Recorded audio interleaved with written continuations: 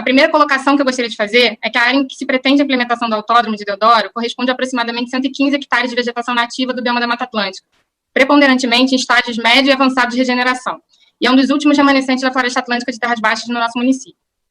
A Mata Atlântica é um bioma extremamente rico em biodiversidade que se encontra em grave risco de extinção em nosso território, já que os remanescentes de vegetação nativa estão reduzidos a cerca de 22% de sua cobertura original.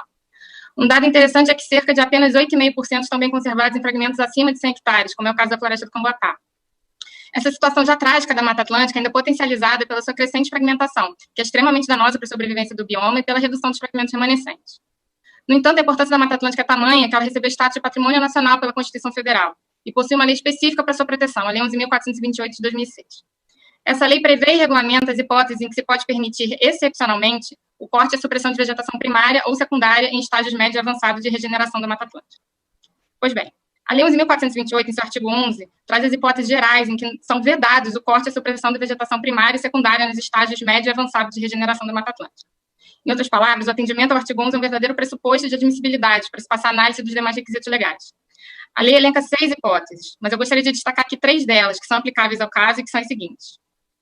A primeira hipótese é prevista na linha A do inciso 1 do artigo 11, que diz ser vedada a supressão ou corte de vegetação da Mata Atlântica quando abrigar espécies da flora e da fauna silvestres ameaçadas de extinção em território nacional ou em âmbito estadual, assim declaradas pela União ou pelos Estados, e a intervenção ou parcelamento puserem em risco a sobrevivência dessas espécies. Bom, vocês sabem quantas espécies ameaçadas de extinção foram identificadas na floresta do Camboatá? Pelo menos 14 espécies de flora e 7 espécies de fauna, sendo que dessas, pelo menos 5 espécies de flora e 3 espécies de fauna estão previstas em lista oficial de espécies ameaçadas de extinção da União e do Estado. E o mais grave, uma dessas espécies, a do peixe das nuvens, está criticamente ameaçada de extinção, só existindo relatos quanto à sua possível ocorrência em apenas uma outra localidade em Jericinó, e ainda assim os estudos existentes são insuficientes. Assim, a supressão de vegetação na floresta do Camboatá pode acarretar no total extermínio dessa espécie. De todo modo, é importante ter em mente que estamos tratando de espécies ameaçadas de extinção em um bioma ameaçado de extinção. Então, qualquer supressão de hábitats remanescentes já configura inevitavelmente um incremento ao risco de sobrevivência dessas espécies. Entender de forma diferente afrontaria a Convenção de Diversidade Biológica, da qual o Brasil é signatário, e que foi internalizada no nosso ordenamento jurídico com status de norma supralegal, além de ofender os princípios e objetivos da Lei da Mata Atlântica e da própria Constituição Federal. Além dessa vedação prevista na linha A, nós temos também a vedação prevista na linha C, do inciso 1 do artigo 11 da Lei da Mata Atlântica, quando a vegetação formar corredores entre remanescentes de vegetação primária ou secundária em estágio avançado de regeneração. E, no caso, a floresta do Camboatá exerce essa função de corredor verde, tendo importante papel na manutenção dessa conectividade entre as unidades de conservação do entorno, em especial para a fauna alada, uma vez que é um dos poucos remanescentes com mais de 100 hectares na região. A floresta do Camboatá, inclusive, foi incluída no corredor Maciço do Mendanha, Maciço da Pedra Branca, no relatório elaborado pelo Grupo de Trabalho Corredores Verdes, criado pelo próprio município do Rio de Janeiro por meio do Decreto 3456 de 2011. Temos ainda a vedação prevista na linha E do inciso 1 do artigo 11, quando a vegetação possuir excepcional valor paisagístico reconhecido pelos órgãos do CISNAMA. Nesse sentido, vale destacar que a importância ambiental da área foi reconhecida pelo próprio município do Rio de Janeiro, que classificou o Morro da Estação inserido no terreno do empreendimento como sítio de relevante interesse paisagístico e ambiental municipal pelo artigo 117 do Plano Diretor da Cidade do Rio de Janeiro. Não bastassem todas essas vedações previstas no artigo 11 da Lei 11.428, nós temos ainda o artigo 12, que determina que os novos empreendimentos que impliquem no corte ou na supressão de vegetação do bioma da Mata Atlântica deverão ser implantados preferencialmente em áreas já substancialmente alteradas ou degradadas. Ou seja, é ônus do empreendedor e pressuposto para a concessão da licença a comprovação quanto à inexistência de alternativa locacional para a implementação do empreendimento, em área já substancialmente alterada ou degradada. E isso não restou comprovado pelo estudo de alternativas apresentado. Pelo contrário, o estudo apresentado é falho e insuficiente, já que apresenta inconsistências metodológicas na escolha e valoração dos critérios de comparação entre as alternativas. Não vou entrar aqui em detalhes sobre essas inconsistências, porque o meu tempo é curto, mas basta citar como exemplo a metodologia para identificação de APPs. Nas outras alternativas, o empreendedor se baseou em imagens aéreas e informações constantes de bancos de dados oficiais para testar a existência de APP de nascentes e curso d'água. E na alternativa escolhida, muito embora as informações dos bancos de dados indiquem a presença de nascentes, estas foram desconsideradas sob a alegação de que não foram observadas em campo, apesar de nenhum estudo para comprovar ou não a presença de nascentes ter sido realizado. Ora, um estudo de alternativa locacional sério e imparcial exige que a metodologia de comparação seja isonômica, o que não ocorreu no caso. Assim, basta verificar que dentre 5 alternativas, sendo 4 em locais onde não haveria necessidade de se realizar significativa supressão de vegetação, o estudo conclui que a alternativa que possui 115 hectares de vegetação nativa em estágio médio e avançado de regeneração seria a alternativa menos gravosa do ponto de vista ambiental para a implementação do empreendimento.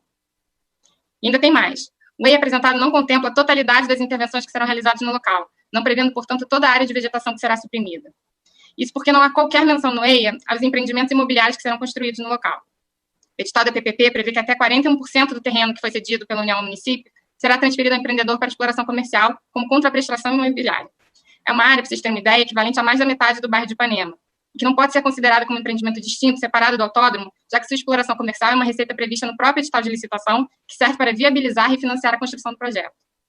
Assim, sem as informações completas sobre a totalidade das intervenções pretendidas para a área, é impossível atestar o cumprimento dos percentuais previstos nos artigos 30 e 31 da Lei da Mata Atlântica. E mais, para fins de atendimento a esses percentuais, é importante que fique claro que qualquer fragmento de vegetação remanescente no interior de um circuito de Fórmula 1 não pode ser considerado para fins de preservação da vegetação nativa, já que perderá toda a sua função ecológica e terá um conceito muito mais paisagístico do que propriamente ambiental. A gente está falando de um autódromo, uma atividade altamente impactante do ponto de vista ambiental, que provavelmente irá afugentar a fauna existente no local com o barulho ensurdecedor dos carros. Essa previsão insuficiente do projeto também acaba por subdimensionar todos os impactos negativos do empreendimento, que serão fatalmente muito superiores aos previstos.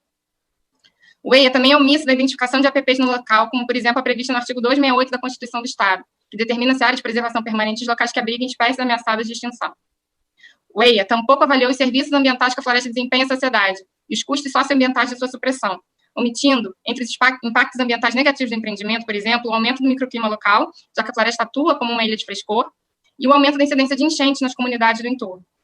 Nesse ponto, é importante ressaltar que o EIA fala que a floresta absorve cerca de 1 milhão de metros cúbicos de água pluviais, e que a supressão dessa vegetação e impermeabilização da área resultarão em um impacto altamente relevante no escoamento superficial dessas águas, aumentando o risco de enchentes na região. Assim, o que se percebe, portanto, é que a implementação do autódromo no local não é viável, não atende aos requisitos previstos na legislação ambiental, em especial na Lei da Mata Atlântica. O último MPF deseja deixar considerado, nessa audiência pública, que não se quedará inerte no caso de expedição de licença prévia pelo INEA, diante das inúmeras inconsistências do EIA apresentado. Os setores periciais do MPF e do MTRJ emitiram diversos laudos apontando essas inconsistências e concluindo de forma inequívoca de que a floresta do Camboatá possui todas as características de área de preservação permanente nos termos previstos no artigo 11 da Lei da Mata Atlântica, bem como no Código Florestal, cuja supressão da vegetação é expressamente vedada. Diante disso, o MPF se manifesta nessa audiência pública pela rejeição do EIA e pela não concessão de licença prévia.